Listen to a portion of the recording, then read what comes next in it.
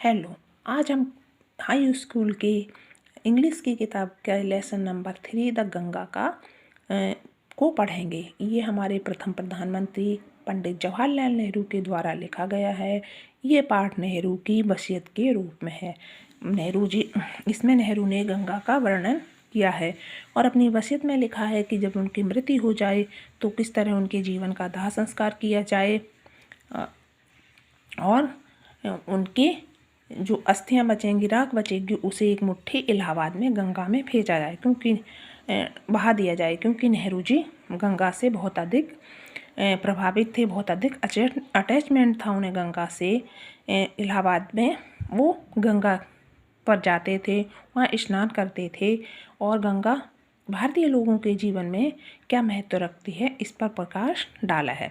तो हम पाठ को शुरू करते हैं। भारतीय लोगों को उन्होंने धन्यवाद किया है अपने इतने अधिक प्यार और सम्मान देने के लिए। तो यहाँ से है आई हैव, फर्स्ट स्टार्ट है, I have received so much love and affection from the Indian people that nothing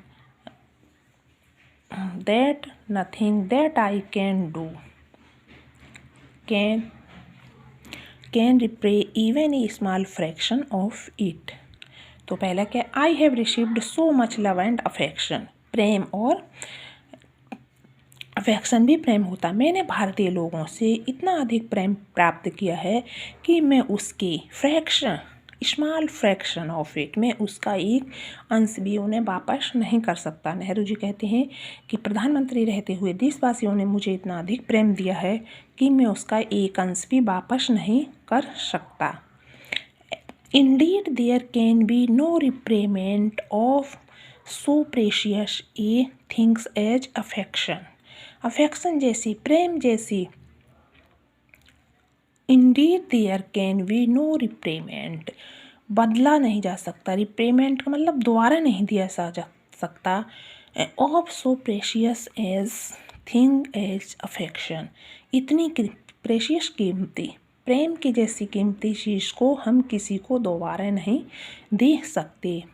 many have been admired, बहुत से लोग प्रशंसनीय होते हैं, प्रशंसा करते हैं मेरी। सम हैव बीन रिवर्ड, कुछ लोग मेरा सम्मान करते हैं। But the affection of all classes of the Indian people has come to me in such abundant measure that I have been overwhelmed by it. Overwhelm आत्मविभोर हो जाना, अवेंटमेंट मेजर बहुत अधिक मात्रा में मिलना।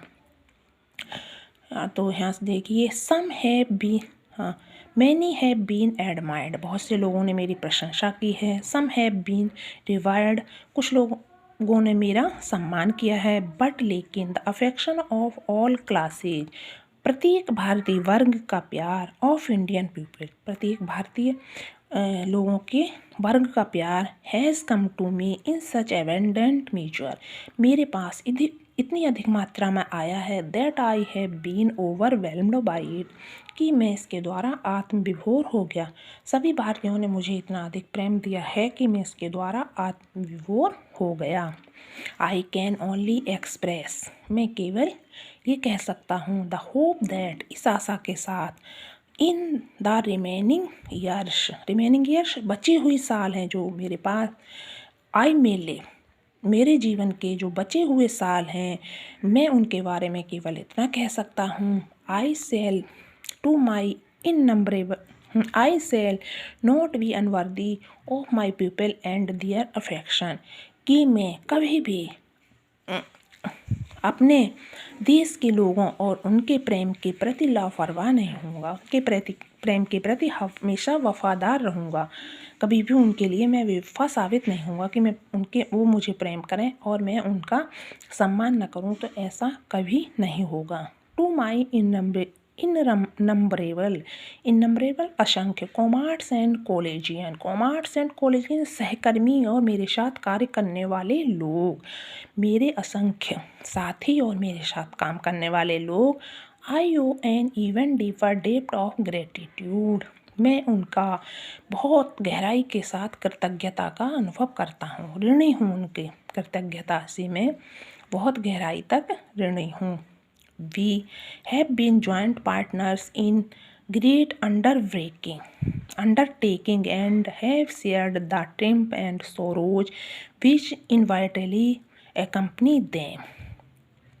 We have been joint, हम मिले हुए हैं, पार्टनर्स सहयोगी, हम सभी सहयोगी हैं, इन ग्रेट अंडरटेकिंग्स, ग्रेट महान कार्यों में, जो भी हमने कार्य किए हैं, जो भी महान कार्य हुए हैं उनमें मैं उनका सहयोगी रहा हूँ। मेरे हजारों इननंबरेबल असंख्य साथी उसमें सहयोगी रहे हैं। कोई भी कार्य मैंने अकेले नहीं किया है, उसमें मेरे असंख्य साथी मेरे सहयोगी रहे हैं। And have shared the TRIMS and sorrow, और हमने खुशी और दुख को साथ साथ शेयर किया है। खुशी और दुख में हमारी सहभागिता रही है। विच इनवेटली अकम्पनी देम, जिसमें उन्होंने इनवेटिवली अपना पूरा सहयोग दिया है। सभी खुशी और दुख के समय मेरे साथियों ने अपना पूरा सहयोग दिया है। व्हेन आई डाई, जब मेरी मृत्यु हो, आई शुड लाइक, मैं पसंद करूँगा, my body to be cremated, कि मेरे शरीर का दाह संस्कार किया जाए। If I die in a foreign country, यदि मेरी मृत्यु विदेश में होती है, my body should be cremated there, तो मेरे शरीर का वहीं दाह संस्कार कर दिया जाए। And my ashes sent to Allahabad, और मेरी राख को इलाहाबाद भेज दिया जाए। A small handful of these ashes should be thrown in the Ganga, एक छोटी सी मुट्ठी भर इस राख को गंगा में गंगा में डाल दिया जाए। And the major portion of them, और उसका जो बाकी भाग बच जाए, मुख्य भाग जो बाकी बच जाए, disposed of the manner indicated below, उसे इस तरह डिस्पोज कर दिया जाए जैसा मैंने नीचे बताया है। नो पार्ट ऑफ दीज ऐसे शुड बी रिटेन और प्रिजर्व्ड, संग्रह करके रखना, कोई भी भाग उस राख का संग्रह करके ना रखा जाए।